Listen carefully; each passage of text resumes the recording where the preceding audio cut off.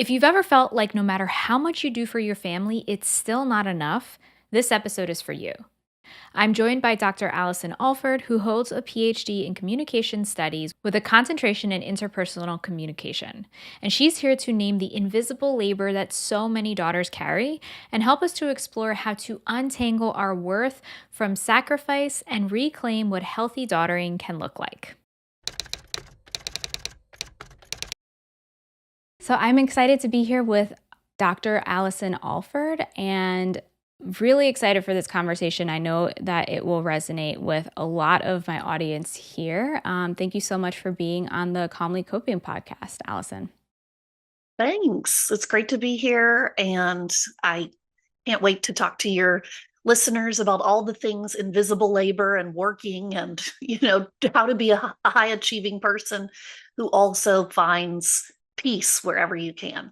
Yes, I love that. And to dive into things, so really what you are speaking about is this term of daughtering. And I'm sure it's something that, when I first heard it, it wasn't something I had ever heard before, that many people might be wondering. Maybe they have an idea of what it means, but not really the specifics. Can you describe what that term means? Yeah. So when you think about doing any kind of role in your life, then it's turning something that's a role into the verb or the active way of doing it. So, as a daughter, an adult daughter, I know how to do that. I mean, I'm doing it already by just being a daughter and being in relationship with my family. But I use the term daughtering to think about how I make choices and show up in my relationship with my parents and how I meaningfully contribute to keeping that connection going. And by doing that, I put some language on that type of activity in the same way that if you were a parent, you might call it parenting. You're not just standing around, you're like actively thinking of stuff and doing stuff. To be an adult daughter in a family, we're doing a lot. And when we have the word to describe what it is that we're doing, we actually start to notice it more and bring it to light and talk about it. And then that helps us to make decisions about how we want to show up in our relationship. And we have agency with making those decisions. Yeah, and I think a lot of times it can appear as though being a daughter is more of a like receiving role, especially if you think of in childhood and adolescence and growing up. But what you're talking about, I'm hearing, is more about in adulthood. Maybe that role starts to shift, or maybe responsibilities can be different. So, what might that look like being an adult daughter and maybe the unseen work that might come along with that? For sure, being a daughter changes over a lifespan. When we're younger, when we're in child, when we're in adolescence, when we're teenagers, until we really like move out of the house and separate our finances from our parent, we are at kind of the mercy of this person, our parent. And so we're being parented. And there's a sense that when we hear that term or we think about that term, that the daughter or the child role is very passive. Like we just have to do whatever the parent sends our way. And the danger in not talking about how that changes over a lifespan is that we can continue to think that daughters are just there, that we're just like a vessel that's being filled up by mothering or parenting, or, it could be a mom or a dad or a stepmom, stepdad. But what I found in my research, I'm a social scientist and my background is in communication studies. That's what my PhD is in. So I'm really interested in how do people relationally form or create things into being in their lives. And what I found first, just by noticing my own life and the women around me, but then by doing the research, is that adult women are really showing up a lot in our families. And we're a huge part of what makes the family go. But there's very little notice of that. There's not discussion about it. We don't have words for it. And that means that it stays in the shadows and it stays invisible. So the labor of thinking about my mom or my dad, calling them, asking them about their workday, planning a visit, giving them access to the grandchildren, putting money in the bank or paying for something on a family vacation. All of that labor is getting swept under the rug or just not noticed, even by us, even by the women who are doing it. And so it's very different to be an adult daughter in your 20s, 30s, 40s, 50s than it is to be the 15-year-old teenage daughter.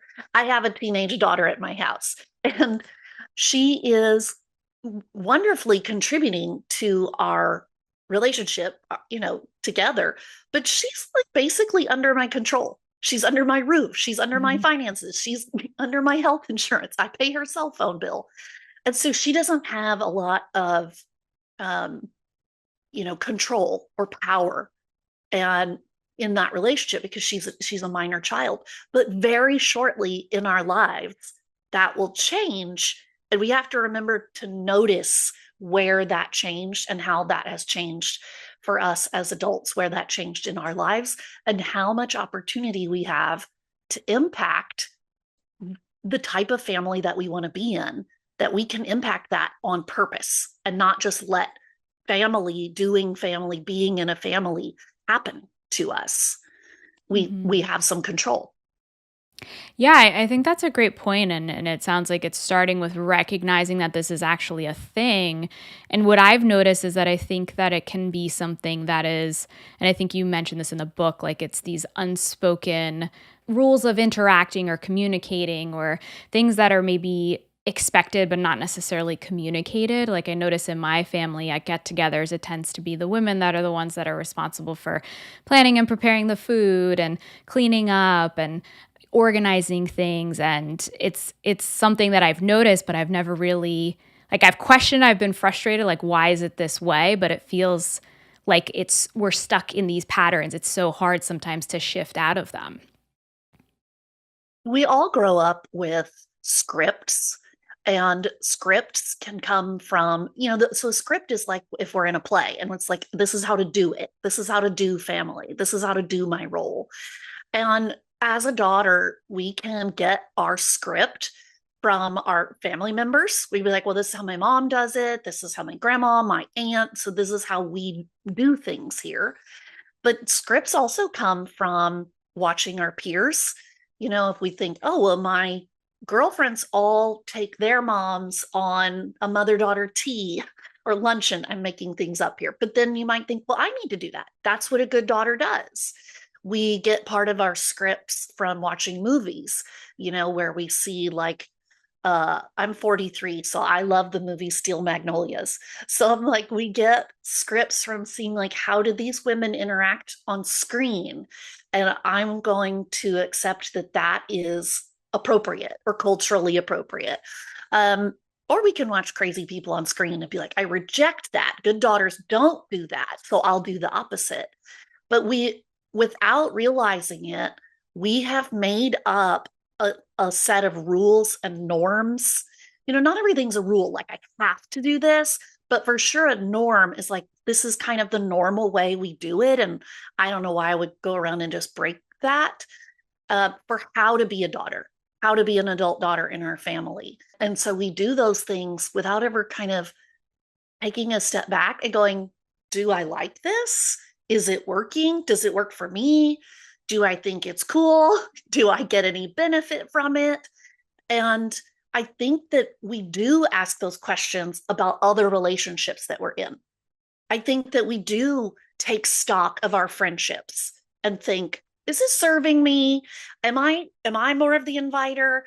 Am I somehow paying and they're never Venmoing me back? Like we take stock of that. We do that when we're dating and in marriage, but we don't tend to probe our lives that way when it comes to being a daughter in a family. There's a lot of stuff that's taken for granted, and because we take it for granted, don't talk about it, don't share it, don't probe it, we feel the weight that it can never change or that we're stuck in something because we're not noticing our own ability to impact it. And what inspired you to go into this area of kind of exploring more about daughtering and what that means? Yeah, I have always been kind of a self-helpy person, if that makes sense. Like Hmm. maybe some of your listeners can agree, you're working hard at school, at your job, at your whatever, and somehow you still feel like you have time to self-actualize. Like, what should I be doing to make myself better? Um, but I also grew up in a family.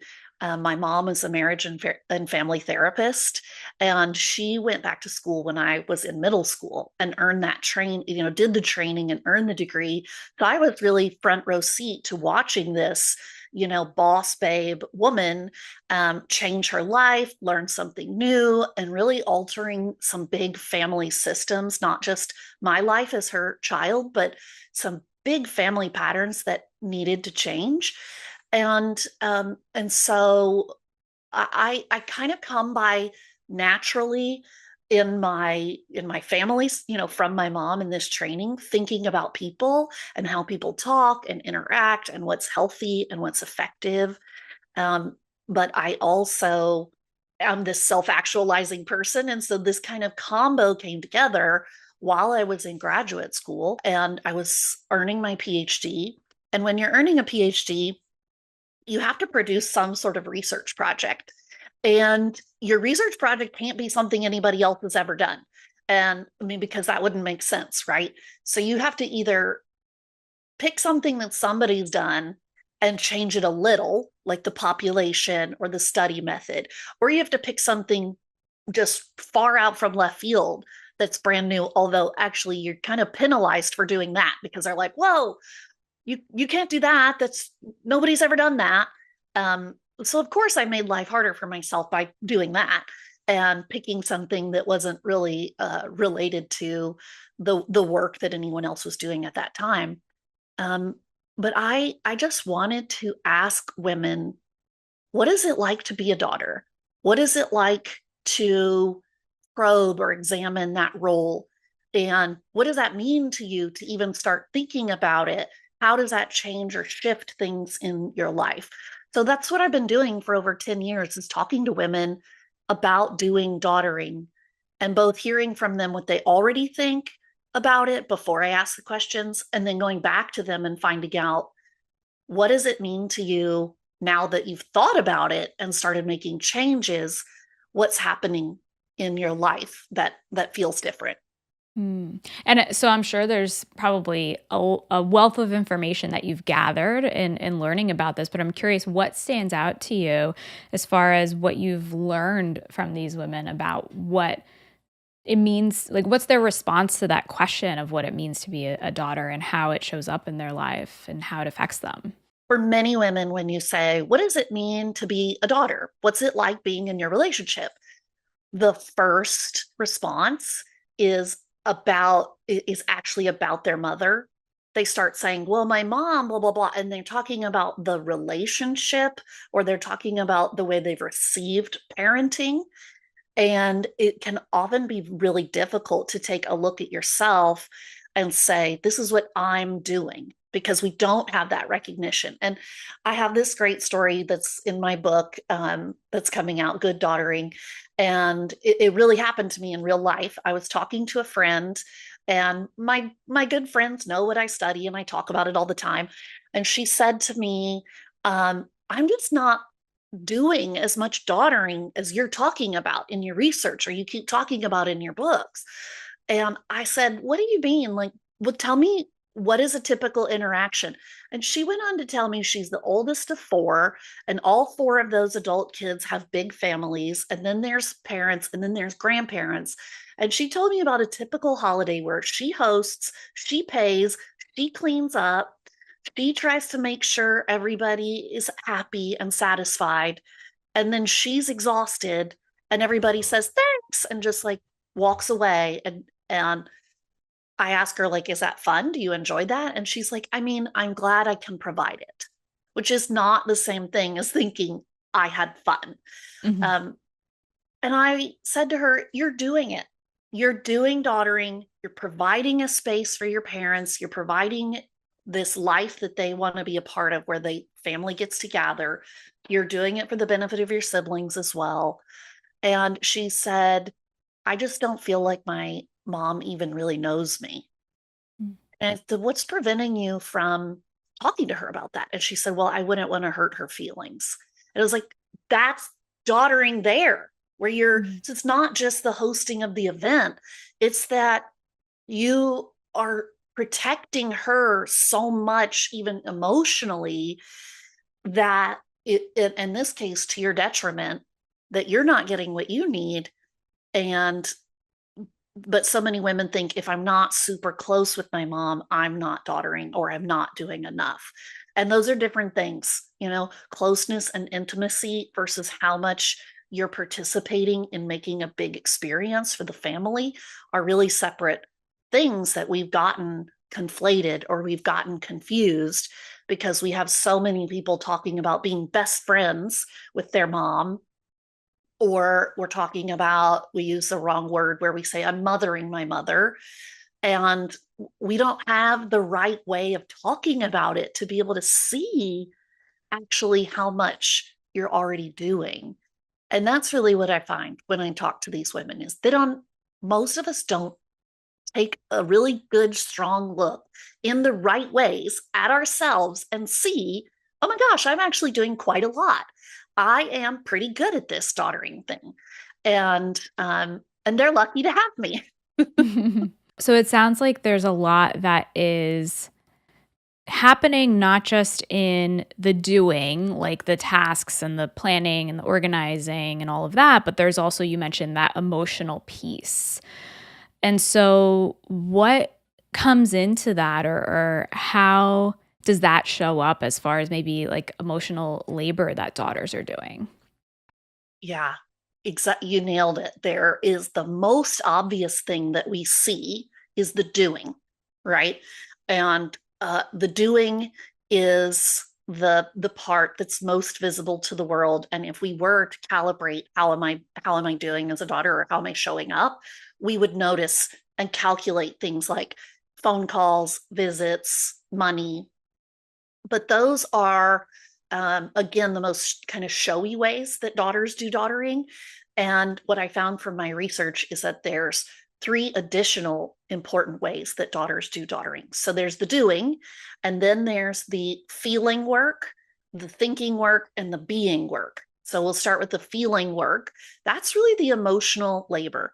And emotional labor, I don't want to go too far into it because I'm kind of a nerd about these things, but it's like both how we use our emotions to help others feel emotionally grounded and stable, but it's also the work that we do to make ourselves seem like we're okay, even when we don't feel okay, just so we can all get along.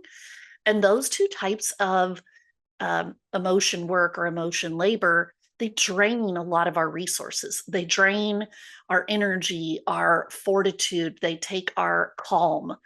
And we don't always realize if I give that to my family, I don't have that for other spaces. I don't have that for my partner, or I don't have that in my workplace because I drained that bank account of emotional reserves for my parent.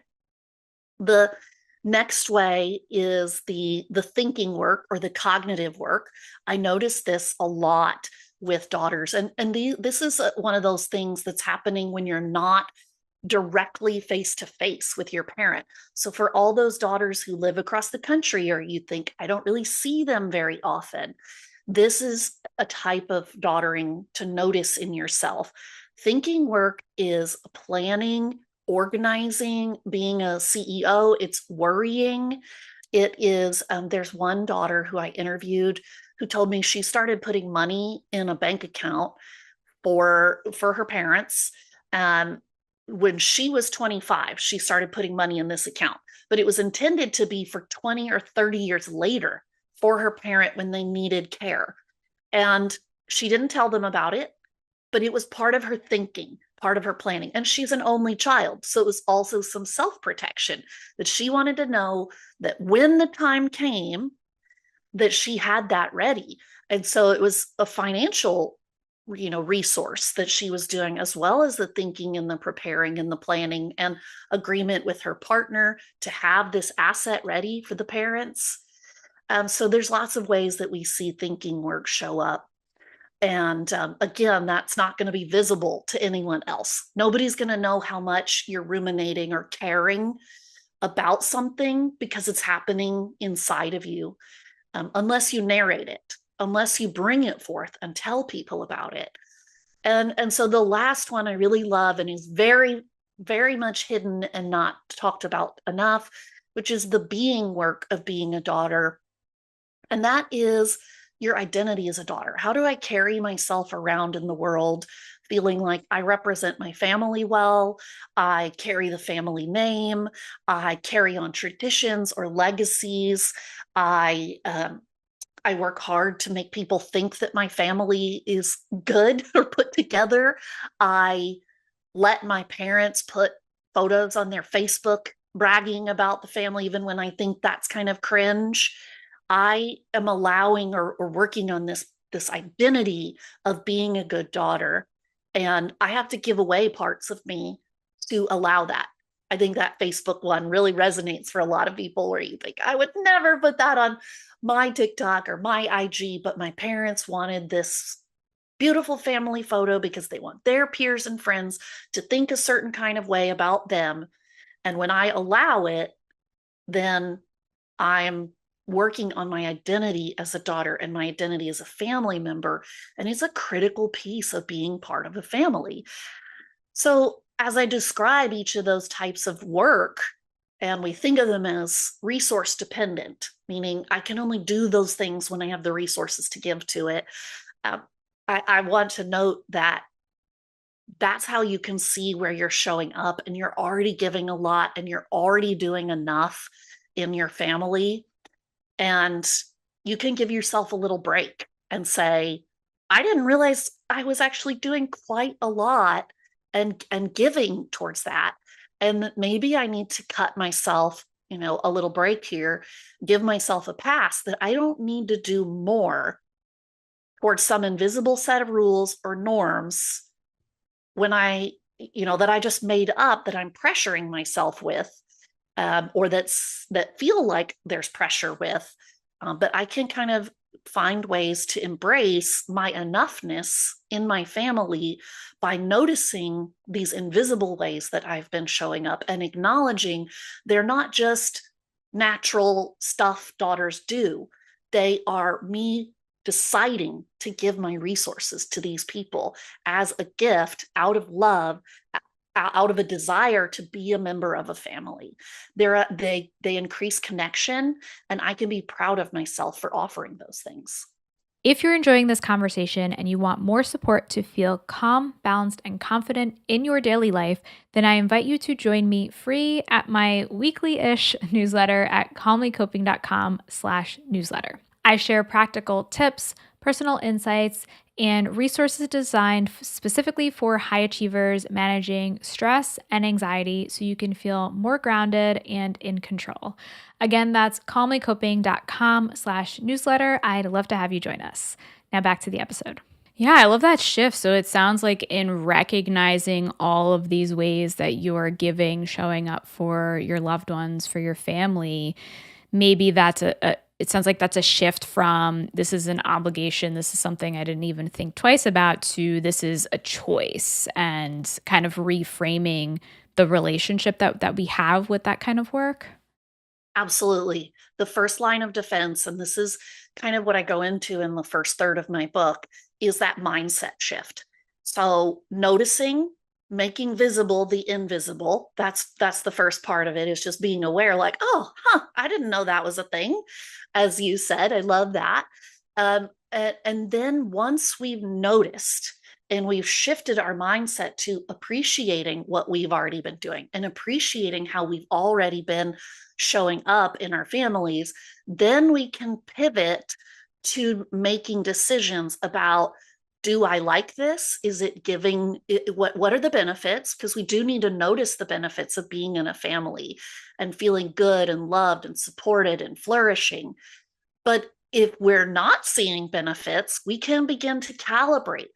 how do I want to show up in my family? What kind of daughter do I want to be? What do these people even want from me? If I've never asked them, I can start to ask them. And then so you notice, then you calibrate, and then the third option becomes change. So you can begin to make changes in your life if you desire, in your family life, through conversations, through narrating your experience, by asking for help, or most importantly, setting boundaries around your resources. They say good fences make good neighbors. So we can build some good fences so that we can enjoy, meaning boundaries, so that we can enjoy our family and enjoy being part of a family. Yeah, and I think that that's something it sounds like is with the intention of protecting your own time and energy. And I'm curious because I know that when it comes to setting boundaries with family, that can sometimes be the most challenging place to do it because these patterns are so entrenched, because there's maybe the guilt or the, consequences that might happen. What are your recommendations for beginning to set boundaries if you notice that something isn't working for you? Yeah, as somebody who loves communication, I think the first place to start is what around my house, what we call narrating your life and narrating your experience. So before trying to set a boundary, which might be telling someone what if they do this, I'm going to react in this way, and it can feel very tense or stressful for the other person to hear. Start instead as sort of the precursor to the boundary setting, the narrating.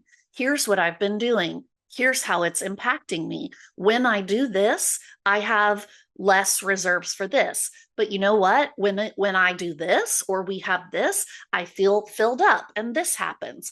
So I think a huge part of changing our daughtering starts with narrating to our partners. I enlist my husband and my kids as allies in big family experiences and partnering with me to make sure to protect my resources and my reserves. I narrate my experience to my sibling. I have an older sister, and I try to tell her, like, hey, I don't know if you know this, but I sent mom and dad $50 for that Thanksgiving meal. Like, I don't try to be a martyr and keep it hidden. I try to narrate that out loud. And for me, over the past, I'd say 2 years, I've noticed a huge shift in people in my family noticing my daughtering, and then they can shift themselves. And first, they have to shift their mindset, and then they can shift their behavior. So I think setting boundaries is a long process. It's a slow process. It's like getting a pair of braces, and your teeth are not going to change overnight. They're going to take 3 years. And that was with that braces in place all day long, for 3 years. So start with narrating, start, and then move on to asking, what is it that you want? What is it that if you could have your perfect daughter, what would I do? How many phone calls would that be? How many visits? How much money? What is it you want for me to pursue and achieve in my life outside of you? And how can I have time for that? So then we ask questions, nothing's changing, and then we institute some boundaries. This is what I'm going to do to protect my time, or I'm not going to be able to visit once a month. I'm going to change that to once a quarter because I'm going to be using that money to go to culinary school or whatever. And so we really just need in general more communication with our family. And no, I'm not saying I'm making it sound easy. It's not easy. It's going to be really uncomfortable. But if we jump too quickly to just boundary setting, our family members do get confused because it's not the paradigm. It would be a big shift in the paradigm. So I really encourage women to start just talking about the experience of being a daughter. Talk to yourself about it, write it down, journal, talk to your family members about it, and then think, I can and will and deserve to make changes. But some changes will happen just by people observing and understanding me. And then further change can happen if I need to set a boundary. And I want to clarify one important thing here, which is my work and my book are really for those women who are in pretty decent relationships with their family. right? If you're in a toxic, abusive, narcissistic, drug abuse influenced family system, for sure, get some additional help and recognize that's a much more extreme case, and really valid and important to get professional help. I think when it comes to my research and what I'm suggesting to women is it's most of us in the middle who we don't feel like our relationships with our parent are perfect, but they're kind of okay, decent, good enough, but we would like to optimize them. And that's where these tools can come in for people who really want to stay connected in their family. We want to keep being in a family. We want to keep being a daughter, but we just like to optimize it some more. Yeah. Yeah, and what I'm hearing and what you're describing is it's really the process of making what had been invisible or unspoken or internal before, making it something that people are aware of. Like you're aware of, your family starting to become aware of because you're communicating it. Yeah, that's a huge thing. It's just the noticing. It's like seeing that, okay, if I'm going to be if I was a CEO in a company, what does the CEO do? They manage everything. They don't make the widgets. They manage the people making the widgets, and they make a really great salary. In fact, one of the best salaries in the whole organization from being the manager. We need to notice the ways that we're being a CEO in our family, because many adult daughters are, in fact, the most in charge person of the family dynamics. In my family, my larger family, the get-togethers, the holidays, the fun family things only happen when the two adult daughters decide we're available. Mm. And this is a good place and a good time to go. And it's both a privilege to be the one saying that, and it's a huge responsibility because we're the only ones making it happen. And I mean, like, no, we're all going on vacation. Everybody get your wallet out. And if you don't have it, I guess I'm going to cover you because we're doing family time. So I think a lot of women find themselves in that position of family CEO. Um, and you maybe don't wish that it was like that. You're like, but why isn't my mom doing this, or my aunt or my grandma? Like, they're older, more responsible, more powerful, and they have the money, but they're just not making it happen. They're not. And so it's on me to make these family experiences happen. So if you see that and that's where you're at, you need to recognize that is accurate, that is true, but also the CEO has to get paid, right? Meaning there's value in that managerial work, and you have to have the resources preserved to do it, or the others have to show up enough, bringing the value to the experience that you feel like you've gotten paid, in a sense that you got a value out of that big family experience as well. Mhm. Because we're not, CEOs are not martyrs who are giving their whole paycheck away while running the company, towards success. So if you are in your family and you're like, I'm the CEO, I'm the only one responsible, no one will do anything unless I do it, and I'm spending my time and my thought and my vision and my leadership and my skills, and then I don't even feel good or excited about it. That's where you need to put your focus, is how can you start to feel like there's some benefits, some enjoyment, some mattering, that it matters that you're doing that, and some thanks from your family members. But they don't know to do it, just like we didn't even know this was a thing before our talk. So Mhm. you have to tell people about it, and you have to tell them you want thanks, and you have to tell them what you want out of this family connection and experience. Yeah. Yeah, very well said. And the name of your book is Good Daughtering, and some of what you talk about is feeling like you're doing or you are enough as a daughter. And I know that many of my listeners struggle with things like perfectionism and feeling like it's never enough. So what would you recommend for somebody who's feeling in that place? Yeah, this is the book. I love to show the bright pink cover. Good Love daughtering. it. And the subtitle is The Work You've Always Done, the Credit You've Never Gotten, and How to Finally Feel Like Enough. So there are so many of us that feel like we are showing up, we are doing it. And if we're not getting the credit, we're not getting noticed, we're not getting thanked, then it's really hard to feel like it's checking the box, that we feel like enough. So we are kind of doing this to ourselves. So we keep trying harder so that maybe it'll be noticed more, so that then we can finally feel good about it. Um, and I really think that is a pattern that many of us are stuck in.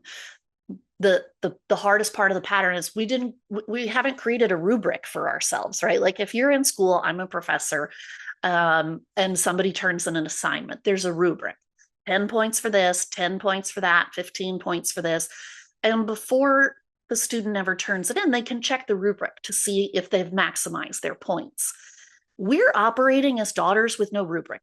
We just keep moving the goalpost. We just keep expanding the points value of the activity. And so I highly recommend putting down on paper, writing down somewhere, making a note on your phone, or doing like the activities in this book. There's activities at the end of every chapter that create a visible, concrete list of what do I think a good daughter is? What do I think is enough? Let me quantify that. Let me calculate that the same way I would calculate the cost of my groceries or the cost of childcare and decide, cost benefit, what's the ROI here? Mhm. Um, we haven't been doing that as daughters. And so we just keep making up bigger and bigger assignments and rubrics and moving the goalpost.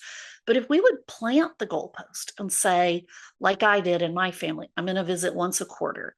And it was really hard to say it out loud and to feel like, is everybody going to hate me? And are my parents going to be sad? And does this, will I be mad at myself later, years later, when they're gone, that I didn't visit more? Mm. But by planting a flag and saying, this is what I'm going to try to do, I gave myself a real set marker instead of some ambiguous way of trying to show up as a daughter.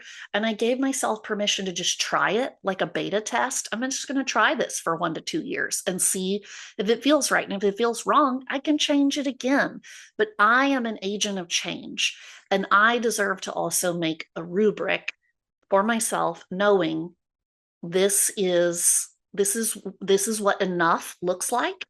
And I'm going to be my first champion who says to myself, I am enough. Look at all that I'm doing, not just the visible, showy stuff, but the invisible, the thinking, the feeling, the being work that I am bringing to the table, because I do love my family and they love me. So now I need to start believing that message.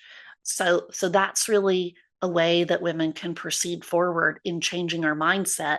A lot of times it comes from saying it out loud, writing it down, sharing it with others. We plant that marker, and then we can really try to feel good about it after, right? We can plant the flag and say, oh, this feels bad at first to make these changes, or to ask myself to change, or my family to change. But I'm just going to go ahead and do it. And then I can see if later I start to feel good about it. And if I don't, I can change it again, because I'm an agent of change. Yeah, so it sounds like it's really an empowering process of that, is going to be uncomfortable, like you mentioned. It's going to be challenging, but really the goal is to recognize the work that you are doing and kind of assess, is this working for me? Do I want things to be different? And you mentioned, I love the activities that you have in the book. One that stood out to me was like making new traditions and kind of like that freedom, creativity to do things in a different way that maybe works best for you and for how you want to approach things, rather than just the default of, okay, this is what everybody else in my family has done up to this point. Yeah, if the existing traditions in your family are all centered around a particular holiday or birthdays, or, we make photo books or we make calendars or things like that, you might stop and ask yourself, where did this tradition come from? Did my mom or dad make it? Did my grandparent? Is this multiple generations long? And we don't have to get rid of those traditions, but we could start a new tradition that works for our lifestyle. We could say, new tradition. Everybody spends a weekend in New York City and we go watch Broadway shows, once a year, every other year. This is Daughters Weekend.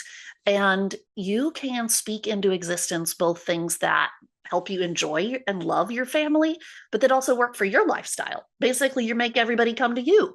And you um, can notice, though, that those are ways to have fun. I think when I just think about my regular daily job, I'm a professor at Baylor University. There are seasons where I notice like I'm not having fun because I'm just doing the thing. And in a university, it just repeats on the semester patterns. And you kind of realize like, oh, I was just showing up and doing it. And there's some good feelings in that. But I need to spice things up so that I remember why I like it here. And we can and so I do that at work occasionally. I'm like, oh, let's have a coffee chat. And I invite the students to something. Or I recently had a Christmas party at my house. I haven't done that in a decade, but I had all these students over and we had such a great time. And it reminded me how much I love my job. Well, we can do the same thing in our family by creating a new tradition or a new event or a new activity. We don't just have to go with the ones that already exist. If you create a new tradition or a new event, not everybody's going to be on board or think it's cool the moment they hear about it, or they may not want to put the money to it. But you can hold the fact that you want this new tradition, and people in your family will be difficult and it might be tense, and some people may miss the first annual event and still go forward with it, because you see the value, because now you are aware of all of the invisible that is important in families, and you can hold that as true and real and valuable even when your family members haven't been trained to see it yet. Mhm. Yeah, and this is such, I think, an important conversation, bringing this to the forefront. There's so much more that you mention in the book, and I would recommend it for anybody who is listening to this and curious about exploring more of how they might be participating in these unseen forms of daughtering, and how to make these shifts. Can you talk more about the book and where people can find out more about it? Yes. So the book is Good Daughtering, and it's out February 17. So if you are hearing this after that date, then you can get the book and it'll be on your doorstep right away, anywhere fine books are sold. Who needs to have this book? Anyone who is a daughter, knows a daughter, loves a daughter. So if you're listening to this and you're thinking, but I'm the mom, I'm 70. Well, buy it, internalize it, give it to your daughter, do the activities together, and recognize that the process of growth and of changing our mindset is both one that we have to allow ourselves the time to do and put the energy toward, but also see the value in. It's an investment. So for me, the work of thinking about daughtering, sharing the idea of daughtering, and talking about it even on podcasts like this is about changing this cultural narrative that everything related to daughtering is hard or unpleasant or draining. And to say, let's shift that a little bit, which is everything that's worthwhile, I have to put effort into. I do put a lot of effort into my family.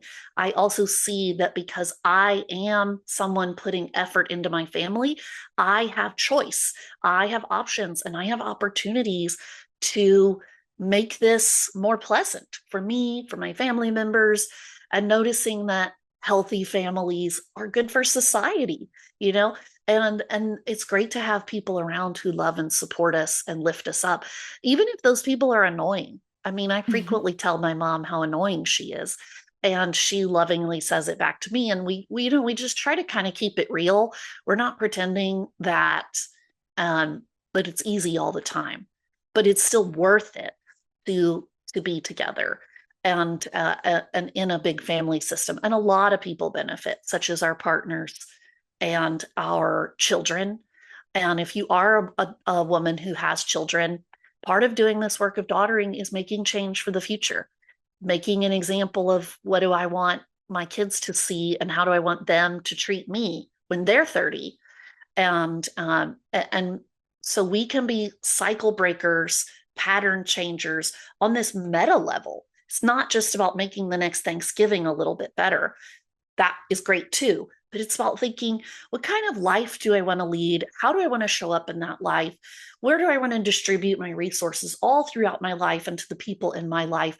But how can I enjoy my life? And that's what the activities in the book are designed to help you move toward, is finding ways to enjoy the people in your life, find your own well-being, your own calm, your own centeredness and balance, without just throwing up your hands and opting out of everything. It's finding a way to stay opted in to family. Mm. Yeah. Yeah. And I love how you kind of expanded it out to that bigger impact, more so than just the one decision, but how can that impact, the generations to come? And I'll, of course, leave the links to all of that, to the book in the description. And if any listeners are interested in connecting with you further, where can they find you? Please find me at daughtering101.com, where all of my socials are at daughtering101. And I have a great Substack, that's substack.com, daughtering101, where I share regular updates and ideas about kind of some of the niche topics that come up. And I'd love to hear from your listeners, challenging topics like what about this and what about that? And we can address those too, because there's just an infinite number of contexts. So I appreciate you letting me come on here and talk about this, but your listeners also giving me a chance, because I know that everything I say may not apply to every person, but hopefully it's moving us forward toward better relationships and better lives. Excellent. Yeah. Thank you so much for such a great conversation and for being on the podcast.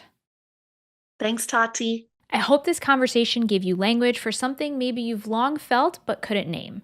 If it resonated, then share it with someone who needs to hear they are already enough.